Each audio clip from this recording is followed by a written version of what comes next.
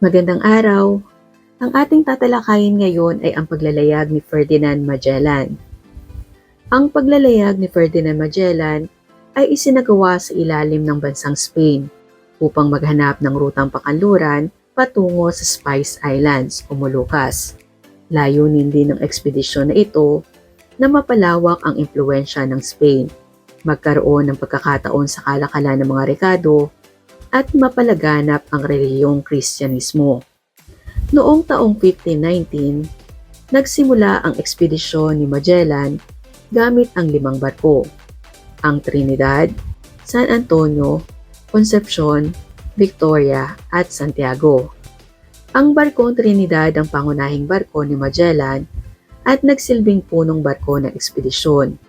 Ang San Antonio naman ang pinakamalaking barko sa ekspedisyon, ngunit kalaunan ay humiwalay at bumalik sa Espanya. Ang Concepcion ay isa sa mga barkong nakarating sa Pilipinas, ngunit kalaunan ay sinunog dahil sa kakulangan ng mga tauhan. Ang Victoria ang tanging barkong nakabalik sa Spain at nakumpleto ang pag-ikot sa daigdig. Samantala, ang Santiago ay napinsala at lumubog bago makarating sa Pacific Ocean. Matapos ang mahabang paglalayag, narating ng ekspedisyon ni Magellan ng Kapuluan ng Pilipinas noong Marso taong 1521. Ang pagdating na ito ay naging mahalagang pakikipag-ugnayan ng mga Europeo sa mga pamayanang Pilipino na mayroon ng sariling kultura, pamumuhay at pamamahala. Noong March 17, 1521, dumating ang ekspedisyon ni Magellan sa Homonhon. Dito sila nagpahinga at nakakuha ng pagkain at tubig. Pagkatapos ay nagpatuloy sila sa kanilang paglalayag. At noong March 28, 1521, dumating sila sa Limasawa. Dito sila nakipag-ugnayan kay Raha Kulambo at nagsagawa ng mga seremonya at pakikipagkalakalan.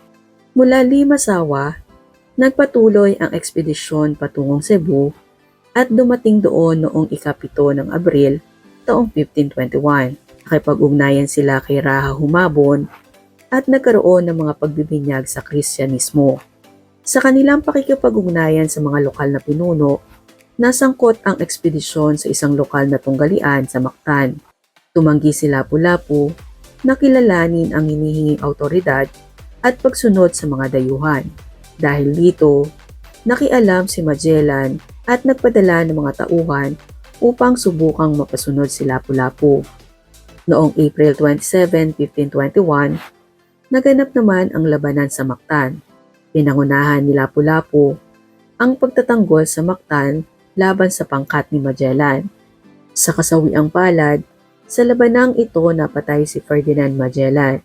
Ipinakita ng mga mandirigma ng Mactan ang kanilang kakayahang ipagtanggol ang kanilang pamayanan at kalayaan laban sa mga dayuhan. Sa kabila ng pagkamatay ni Magellan, ipinagpatuloy ng mga natitirang tauhan ang ekspedisyon sa pamumuno ni Juan Sebastian Elcano. Matapos ang mahabang paglalakbay, nakabalik sa Spain ang Victoria noong taong 1522. Inilala ang ekspedisyong ito bilang unang matagumpay na circumnavigation o pag-ikot sa daigdig. Pinatunayan din ito na maaring malibot ang daigdig sa pamamagitan ng paglalayag, bagamat hindi nasaksihan ni Magellan ang pagtatapos nito. Nagkaroon ng malaking implikasyon sa kasaysayan ng Pilipinas ang paglalakbay ni Ferdinand Magellan na nagbukas ng yugto ng kolonyalismo sa Pilipinas. Nagkaroon din ng pangmatagalang epekto sa kasaysayan, kultura, relihiyon, at lipunan. Ipinapakita na maaaring magkaiba ang pananaw sa isang pangyayari. Ang paglalayag ni Magellan ay maaaring ituring na tagumpay para sa Europa.